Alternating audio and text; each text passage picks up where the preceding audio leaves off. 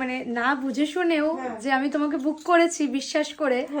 আর সেই Google map দেখে লোকেশনে পৌঁছতে পৌঁছতে আমার সাথে যে এইরকম একটা ইনসিডেন্ট ঘটবে আমি সেটা কল্পনাও করতে পারিনি। তো আমরা যাচ্ছিলাম আমাদের ফার্স্ট লোকেশনের দিকে। আমাদের আজকে ফার্স্ট লোকেশন শ্যামনগর। তো আমরা গঙ্গা থেকে যাচ্ছি। আমার প্রচন্ড শরীর খারাপ, নাক দিয়ে হরহর করে জল পড়ছে, জানি না কি হবে। গঙ্গার ভীষণ হাওয়া, তাও বুঝতে মারতেই হবে। মানে এতটা বাজে কিছু ঘটবে সেটা সত্যিই বলার মতো ছিল না। তখনও প্রায় আমরা কিভাবে যে ব্রাইডের লোকেশনে পৌঁছেছিলাম শুধু আমরাই জানি। তখনও গিয়ে দেখি যে ব্রাইডের ভাত কাপড়ের অনুষ্ঠান চলছিল। ব্রাইড কিন্তু সেদিনকে একদম অন টাইমই ছিল। তো চলো জেনে নেওয়া যাক আগের দিনের মেকআপ কেমন ছিল। আগের দিনের মেকআপ পুরোটাই ঠিক ছিল, বিদায় পর্যন্ত এত কান্নাকাটি করেও কিচ্ছু হয়নি, অ্যাজ ইট ইজ ছিল, একদম অ্যাজ ইট ইজ তেমন কি ছিল। কমপ্লিমেন্ট ইভেন আমি বিয়ের দিন তুমি মেকআপ করেছিলে 4টে নাগাদ ধরো, হ্যাঁ। আমি এখানে এসে মেকআপ তুলেছি 6টার সময়। ওয়াও, মানে পুরো পুরোটাই সেম। হ্যাঁ, কাঁদলে যেটুখানি আর কি জামাই টামাই হ্যাঁ, যা হ্যাঁ, গায়ে ওইটুখানি গেছে, আর কিচ্ছু হয়নি। আর তোমার তেমন কি কমপ্লিমেন্টস পেলে? প্রচুর ভালো ভালো, যেই দেখেছে বলছে খুব সুন্দর লাগছে, খুব মানিয়েছে, মানে সাজটা আমার মুখের সাথেই একদম পুরো মানিয়েছে, পারফেক্ট। ওকে, আর আজকে তো ওই যে পুরোপুরি তোমার উপর, যেটা আমাকে ভালো লাগবে মানাবে একদম পুরোপুরি। চলো আজকে কইলে আমাদের ফার্স্ট ব্রাইড দেখা যাক। দিনটা ছিল 12ই ডিসেম্বর। সেই দিনকে আমাদের দুখানা ব্রাইড ছিল। ফার্স্ট লোকেশন ছিল আমাদের শ্যামনগর। তো শ্যামনগরে আমরা মোটামুটি যেরকম ব্রাইড আমাদের লোকেশন বলে দিয়েছিল, গাইড করে দিয়েছিল, সেইভাবেই আমরা যাচ্ছিলাম। কিন্তু ওই যে হোয়াটসঅ্যাপে কারেন্ট লোকেশন দেখে যেতে গিয়ে আমাদের অবস্থা খারাপ হয়ে গেল। যেই লোকেশন দেখাচ্ছে সেই লোকেশনের সামনে কোনো রাস্তাই নেই। এইরকম পরিস্থিতিতে পড়বো আমরা তো ভাবতেই পারিনি।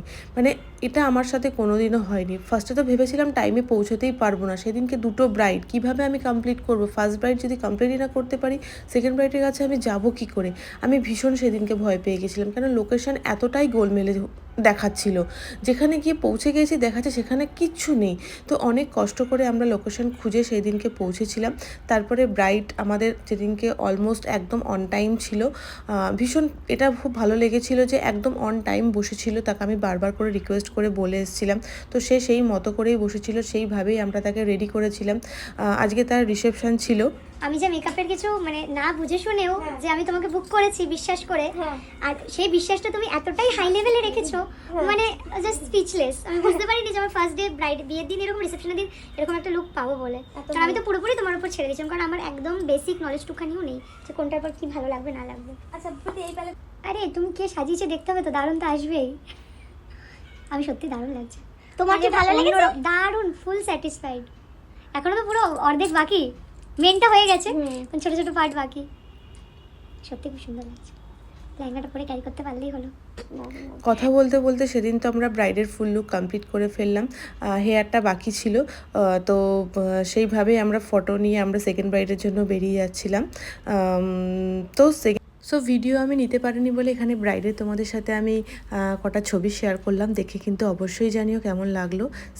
এরপর আমাদের সেকেন্ড লোকেশন ছিল দমদমে, কিন্তু আমি পৌঁছে গেছিলাম দমদম ক্যান্টনমেন্টে। কী যে সেদিনটা আমার সাথে হলো আমি কি বলবো। লোকেশন দমদম, আজকের ব্রাইড সেটা বলো তোমার কিরকম পছন্দ? আমার একদম light but soft and glam হবে। তো বাকিটা তোমার উপরে, সফট আইস হবে, তোমাদের সবই বলে দিয়েছি। তো বাকিটা তুমি যেমন করবে। ওকে।